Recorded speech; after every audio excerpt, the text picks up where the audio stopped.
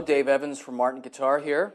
I'm with the folks at GearWire, and we're here to talk about the new Performing Artist Series. There's 3 guitars in the Performing Artist Series currently. We have a Dreadnought Cutaway, we have an OM Cutaway, and the new Grand Performance model, which is brand new for the Martin Guitar Company, a brand new shape. This is actually the GPCPA1, which stands for Grand Performance Cutaway Performing Artist Series 1. Again, this is a shape that's new to Martin. It's a little bit larger than an OM, not quite as large as the Dreadnought. All 3 models in the Performing Artist Series currently have the same appointments. They are all East Indian rosewood back and sides, bordered by an oven caul binding. This is a wood from Africa. Top is Sitka spruce. Fingerboard and bridge are ebony, and actually this is a newly designed bridge, a little bit smaller footprint. It allows the top to vibrate a little bit more, give you a little bit more sustain and output. A brand new inlay in the fingerboard, sort of a contemporary style, squares with arrows. They all come with the abalone rosette, gold tuners. Also, another neat feature on all 3 instruments is the fact that we separated the end pin from the end pin jack. What this does is, instead of having stress on your output jack when you put a strap around it, separating that, it'll help with that end pin jack so it's not compromised with the extra stress on a strap. The other thing I'd like to point out is the fact that your battery compartment, your 9-volt, is loaded here, so you don't have to worry about taking the strings off, nor do you have a sort of a trap door, so to speak, on the side of the instrument. Another feature I wanted to point out with the instrument is the neck shape itself. This neck profile and shape is exclusive to the Performing Artist Series. It is the slimmest of all the neck profiles for Martin. If you like an electric feel while playing an acoustic, this probably would be the neck for you. The taper on the neck is different on on actually the Performing Artist Series as well. At the nut, you have 1 3/4 inch, and at the bridge, you have 2 13/16. What that does is sort of narrows the taper, so the difference between your nut and, say, up here at the 12th or even the 14th fret feels pretty much the same. So this is new, and again, exclusive to the Performing Artist Series. What really makes the Performing Artist Series special is the new Aura F1 system. This is the next generation Aura, onboard Aura. It is exclusive to the Martin Guitar Company.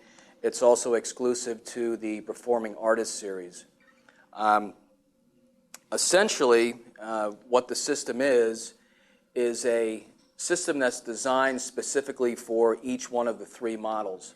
So in other words, really can't take this system out, put it into the Dreadnought, nor vice versa, or switch it out with the OM. This is sounded, or I should say it's created exclusively and especially for each one of the 3 models.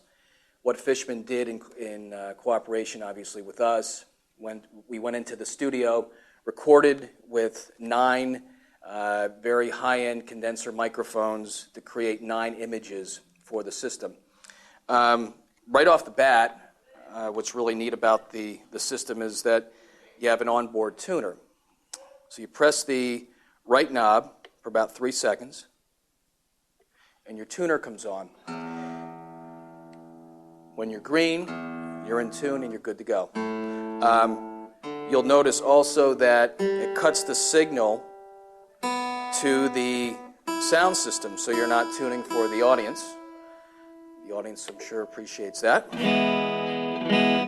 The other thing about the tuner, it does work without having to be plugged in. Very useful if you're don't happen to have a 1/4 inch plug with you and you want to tune up, so it does work without having to be plugged in. So the system, you have 2 momentary switches, a series of pushing and turning. Again, the right knob is the volume knob. Pushing it for about 3 seconds gets you to the tuner. A quick push is the phase button, either out of phase or in phase. And essentially, the phase button, there's really no right or wrong with phase. Whatever sounds better to you, gives you the least amount of feedback, it's probably the one that you want. In phase, typically you'll get a little bit more bass response. Thus, there's a potential of more feedback. So if you're in a loud situation, you might want to be out of phase with the system. So you have your volume knob on the right. Edit knob is on the left. A lot of controls, a lot of functionality, I should say, is controlled by the edit knob, the left knob. First of all, without pressing anything, you turn the knob completely counterclockwise, you get a P. That's for piezo. The system has an under-the-saddle piezo pickup by Fishman. There are no microphones in the guitars at all. Again, these are images that were created by using condenser microphones, but there are no microphones in the system. If you want that traditional piezo sort of quackiness, you get it. Again, dialing all the way to the left.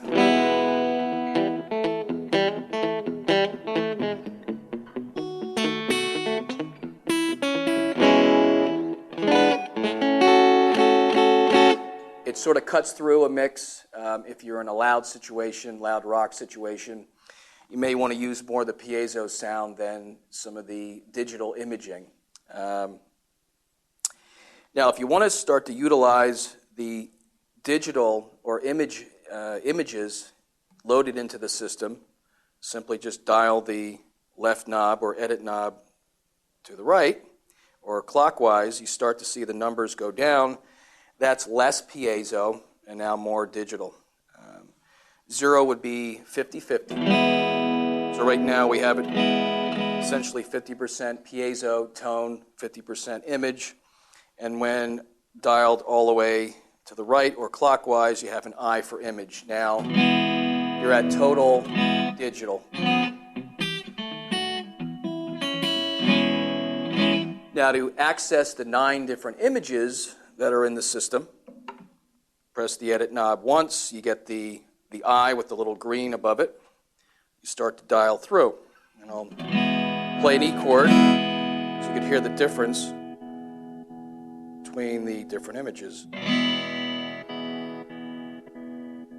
Neumann's and Shep's and Sound Deluxe, even an SM57 were used in the creation of the images. So again, you have 9 to work with. Next function that you have is, we're going to put it to 100% piezo. Again, I took the left knob, dialed it all the way counterclockwise to the P. Say you want to edit, or I should say EQ, just a piezo. Again, turning it all the way to piezo, left knob or edit knob, once for image. Again, second push, you get a T for treble. What I'm going to do is, you could add as much treble or take away as you'd like. Right now, 0 would be a 50-50 or flat for the treble. Now again, I'm EQing just the under the saddle piezo. Another push, you get an M for, again, that would be the max mid-range, least amount, and again, I'm going to put it to flat at 0. Push the edit knob again, and again, bass. Add as much bass, or again, remove as much bass as you like. 0 is 50-50. Hitting the knob again, you get an X. That's another way to get that to that blend between the image and the piezo. I'm going to put it, right now I'm going to put it at 50-50.